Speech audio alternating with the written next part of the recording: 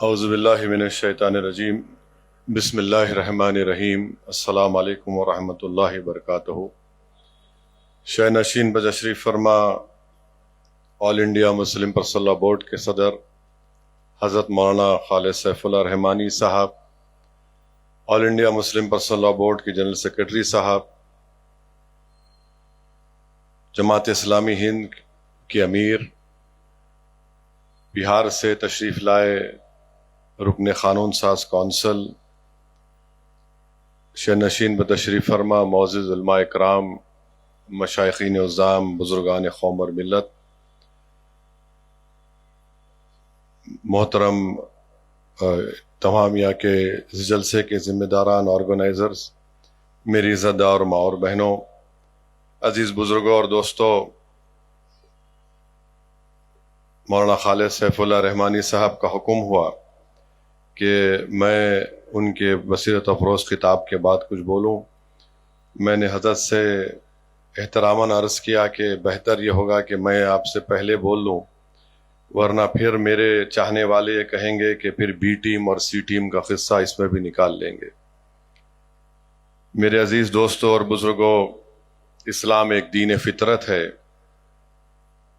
اور انسان کی فطرت میں کچھ چیزیں اللہ سبحانہ و تعالیٰ نے خود رکھی ہیں، جیسا کہ وطن سے محبت، اور جس جگہ پر، جس زمین پر ایک انسان پیدا ہوتا ہے، جہاں پر اس کا بچپنا گزرتا ہے، جہاں پر اس کے بزرگوں کی خبریں ہوتی ہیں، جہاں پر اس کے بچپنے کی گلیاں ہوتی ہیں، وہ چیز اس کے دل میں ایک محبت کا مقام بن جاتی ہے، اور اسلام اس فطرت کی قدر کرتا ہے۔ رسول اللہ صلی اللہ علیہ وسلم کی پوری زندگی ہمیں اس بات کا پیغام دیتی ہے کہ وطن کی محبت ایمان کے خلاف نہیں ہے، بلکہ انسان کی شریف فطرت کی علامت ہے۔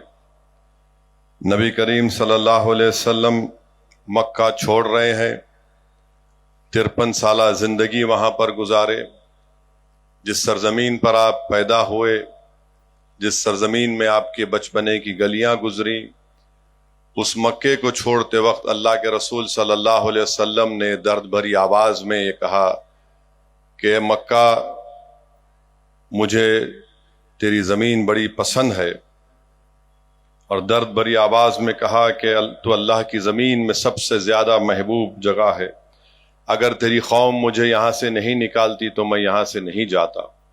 اور جب رسول اللہ صلی اللہ علیہ وسلم مدینہ شریف کو پہنچے تو اللہ کے رسول صلی اللہ علیہ وسلم نے دعا فرمائی کہ یا اللہ، مدینے سے ہماری محبت میں اضافہ کر دے، بلکہ مکے سے جو محبت تھی اس سے زیادہ اضافہ کر دے۔ تو میرے عزیز دوستوں اور بزرگوں، اللہ کے رسول صلی اللہ علیہ وسلم نے مدینہ شریف کے لیے دعا فرمائی، اپنے وطن کے لیے دعا فرمائی، اور مدینہ اہل ایمان کی ایک محبوب جگہ بن گیا۔ اور رسول اللہ صلی اللہ علیہ وسلم کی حدیث شریف ہے کہ لوگوں میں بہترین وہ ہے جو لوگوں کے لیے سب سے زیادہ فائدہ مند ہو۔ اور علماء اکرام کی زبانوں سے میں نے سنا ہے کہ یہ اصل وطن سے محبت ہے۔ اگر ہم بھارت سے محبت کرتے ہیں، جو ہم کرتے ہیں، تو ہم یہاں پر فساد کو، جھوٹ کو، ظلم کو روکیں۔ اگر ہم بھارت سے محبت کرتے ہیں اور یقیناً کرتے ہیں تو اس کو امن کا گہوارہ بنائیں۔ ہم اس وطن سے محبت کرتے ہیں تو وطن سے محبت کا تقاضا یہ ہے کہ ہم اپنے ایمان پر کوئی کمپرومائز نہ کریں۔ ہم وطن سے محبت کرتے ہیں تو اس وطن کا آئین ہم کو اس بات کی اجازت دیتا ہے کہ ہم اپنی شریعت پر چلیں۔ میرے عزیز دوستوں اور بزرگوں، یہاں پر بڑے بڑے علماء کرام نے اپنے بصیرت اور فروز کتابات کے ذریعے بتایا کہ اس وطن میں مسلمانوں کا کیا رول رہا۔ میں مختصر سی بات آپ کے سامنے کر کے گزر جاؤں گا کہ چاہے زری کا کام ہو، زردوزی کا کام ہو، بدری کام ہو، چکن کاری ہو، بنارسی کام ہو، یا پھر چھوٹے بچوں کے کھلونے بنانا ہو، یا پھر پیتل تانبے کا کام ہو، یہ سب مسلمانوں کا ہنر ہے جو آج اس وطن میں ہے۔ وہیں پر اگر ہم دیکھیں گے تو صوفیوں نے ایک فارسی آبپاشی کا پہیہ ایجاد کیا، جس کو لکھنے والوں نے کہا کہ جلا ینترا یا ارا گٹھا کہتے ہیں، جس سے بنگال کی سرزمین کو بڑا فائدہ ہوا۔ عبد القادر نادا کاٹن پدم شری ایوارڈ ملا، جنہوں نے ایک پانی کا الارم ایجاد کیا جس سے کسانوں کی فصل میں 25% اضافہ ہوا۔ حاجی محمد شفیع شیخ صاحب نے پیرس کا ایک باغ بنایا جس سے اس وہاں کے گاؤں والوں کو نوکری ملی، اس سے بڑا فائدہ ہوا۔ میرے عزیز دوستوں اور بزرگوں، حوالدار عبدالحمید کی قربانی کو ہم بھول نہیں سکتے۔ پرم ویر چکر ان کو ملا 65 کی جنگ میں۔ بریگیڈیئر محمد عثمان جو پاکستانیوں کے خلاف فوج کے خلاف لڑتے ہوئے جموں کشمیر میں شہید ہوئے، ہم ان کی شہادت کو نہیں بھول سکتے۔ اب کوئی یہاں پر یہ کہے گا کہ اویسی فوج کی بات کر رہا ہے۔ میں فوج کی بات اس لیے کر رہا ہوں تاکہ ان لوگوں کو پیغام دیا جا سکے جو بار بار سوال کرتے ہیں مسلمانوں سے کہ وطن کے لیے آپ نے کیا کیا۔ وہیں پر ہم دیکھتے ہیں کہ سائنس کے میدان میں ہم خالی اے پی جے ابوالکلام کا ذکر کرتے ہیں، مگر سچائی یہ ہے کہ محمد اسلام خان ہیں، انڈین گلائکو بایولوجسٹ ہیں، نیشنل کیمیکل لیبارٹری میں مشہور دنیا کا سائنٹسٹ ہے۔ ڈاکٹر سلیم علی ہیں، اورنتھولوجسٹ ہیں۔ سید ظہور قاسم ہیں جو انٹارکٹیکا میں جو بھارت پہلی مرتبہ گیا تھا 1980 میں، محمد سید ظہور قاسم صاحب ساتھ تھے، اور 8 مرتبہ جو ہم انٹارکٹیکا گئے وہ انہی کی بڑی کوششوں کا نتیجہ تھا۔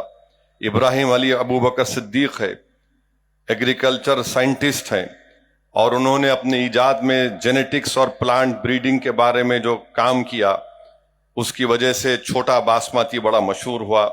ان کو 2011 میں پدم شری کا ایوارڈ دیا گیا۔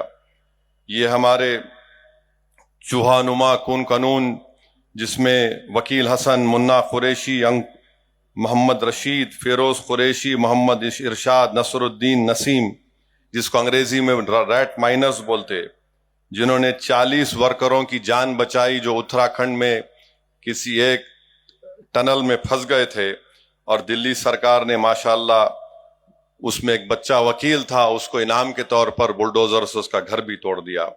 سمیع سعود، یہ کون آدمی ہے جس نے ایک پورٹیبل ECG ڈیوائس کو ایجاد کیا جو ڈیٹا کو وائرلیس کلاؤڈ سے انالیسس کر کے بھیجاتا ہے، جس سے کئی لوگوں کی جان بچتی ہے، اور یہ 99% صحیح پریڈکٹ کرتا ہے ہارٹ اٹیک کو۔ سمیع سعود اس شخص کا نام ہے۔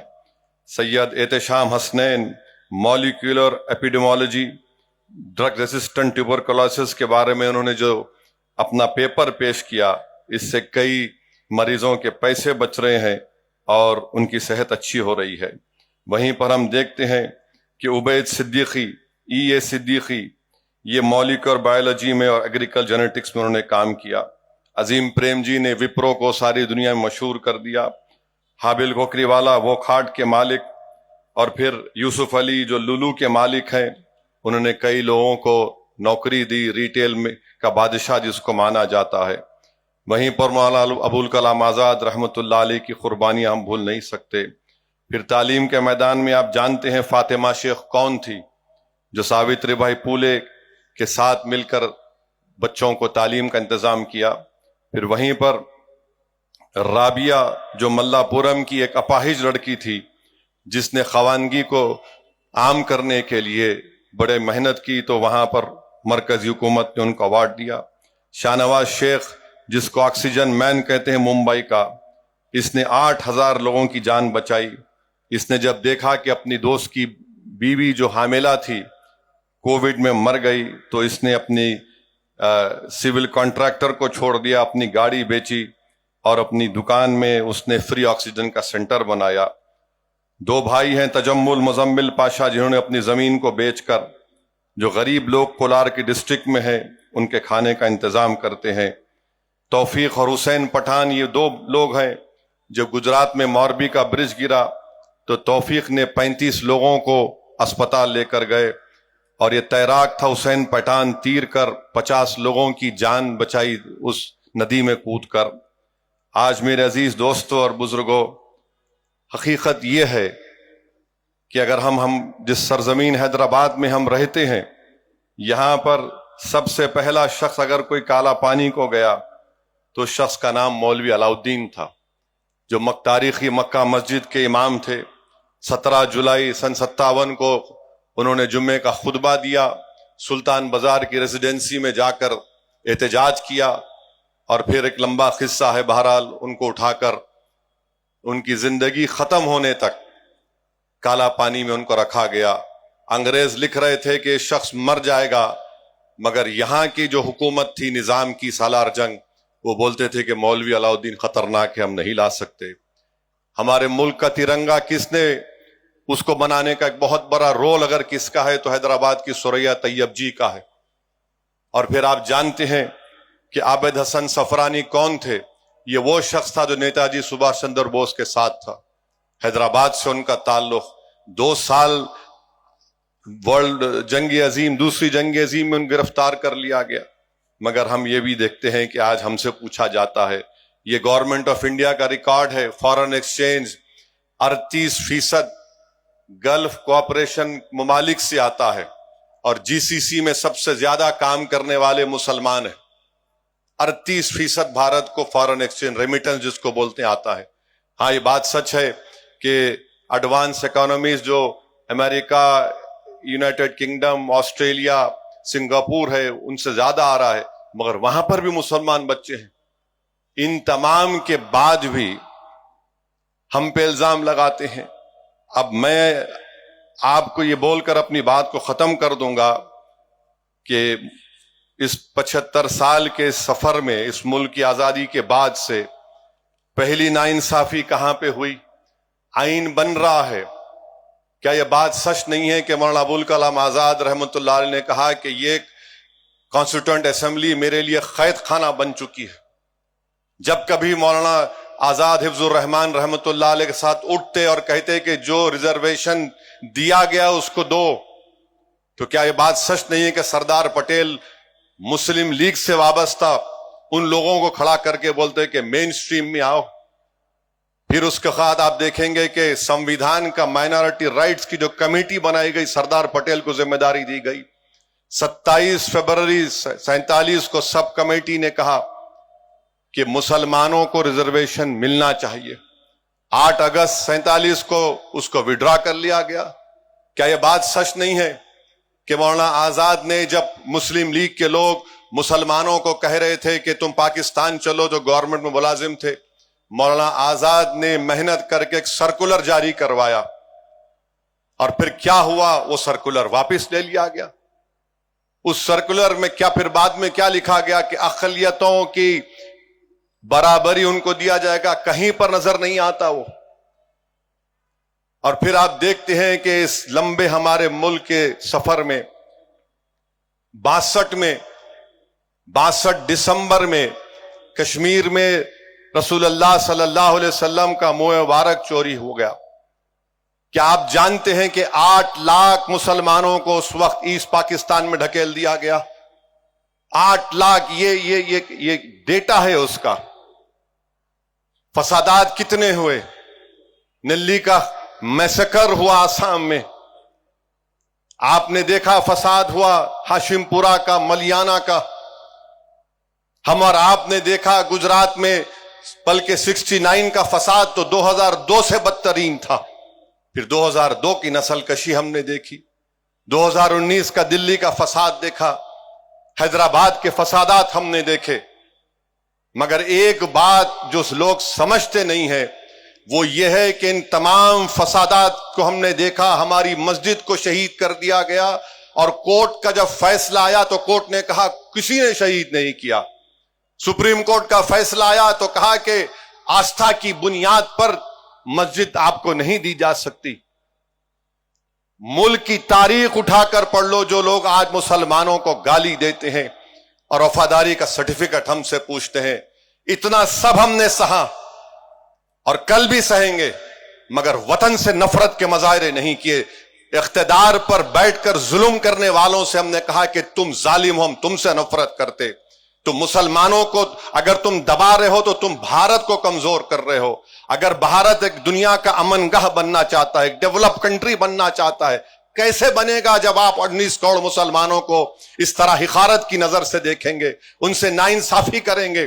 اور سمویدھان میں رائٹ ٹو ایکوالٹی جو ہے وہ سبسٹینٹیو ایکوالٹی ہے, آپ اس کو بھول جاتے ہیں.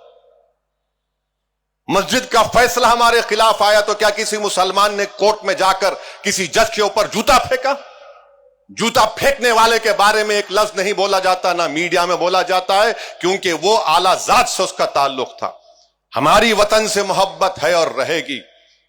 تم حکمران ہو تو تمہاری وجہ سے ڈر کر نہیں, بلکہ وطن کی محبت ہماری ہے اور رہے گی انشاءاللہ تعالی. میرے عزیز دوستوں اور بزرگوں, یہاں پر یہ بھی کہنا ضروری ہے کہ جب وطن کی محبت کی بات ہم کرتے ہیں تو جو تعلیم ادارے مسلمانوں نے قائم کیے, اگر کوئی اس تعلیم ادارے میں بیٹھ کر بم بنانے کی سازش کرتا ہے تو ہم اس کی بھی مذمت کرتے ہیں. ایک ادارہ بنانا کتنا مشکل کام ہوتا ہے, اور ایسے ظالم لوگ ہیں جو ایک مدرسے کا کمرہ نہیں بنا سکتے, جو اسکول کا کمرہ نہیں بنا سکتے, ظالم امونیم نائٹرائٹ لے کے بیٹھتے ہیں. 14 لوگ مارے گئے, مسلمان بھی مارے گئے, ہندو بھی مارے گئے. تو ایسی ذہنیت کے لوگوں کے خلاف بھی ہم کو ان کی کھل کر مذمت کرنی چاہیے. یہ جو ملک کا دشمن ہے وہ ہمارا دشمن ہے. اگر اس طرح کی حرکتیں ہوں گی تو پھر ہم تو کھلی چھوٹ دے رہے ہیں ظالموں کو کہ جو چاہے کرنا ہے کر لو. مگر جو لوگ آج یہ سمجھ رہے ہیں کہ مسلمان کو سیکنڈ کلاس سٹیزن بنایا جائے گا, تم بھول جاؤ, تمہاری نسلیں ختم ہو جائیں گی, ہم ختم ہو جائیں گے. جب تک دنیا باقی رہے گی ہندوستان میں مسلمان ایک باعزت ہندوستانی بن کر رہے گا. ہم لڑیں گے, جمہوریت کے دائرے میں رہ کر اپنے حقوق کو حاصل کریں گے, ہم اپنی مسجدوں کو بچائیں گے. تم ایک مسجد کو شہید کرے مگر ہم لاکھوں مسجدوں کو آباد کریں گے. تم شریعت پر حملہ نہیں کر سکتے, اگر تم کرو گے طلاق کے نام پر تو ہم آپ کو اس کا جواب جمہوری طریقے سے ملے گا. بہرحال میرے عزیز دوستوں اور بزرگوں, یہ وقت اتحاد کا ہے, اور ہم کو اور آپ کو اس وطن کو بچانے کے لیے جس طرح ہمارے بزرگوں نے عظیم قربانی دی, ان کی قربانیوں کو یاد کرتے ہوئے ہم کو اس وطن کو اور مضبوط بنانا ہے. یاد رکھیے, جو لوگ آج نفرت کے مظاہرے کر رہے ہیں وہ وقت کے حکمران ضرور ہے, مگر وقت ان کے ساتھ نہیں ہے, وقت ہمارے ساتھ رہے گا انشاءاللہ. وآخر الدعوان الحمدللہ رب العالمین.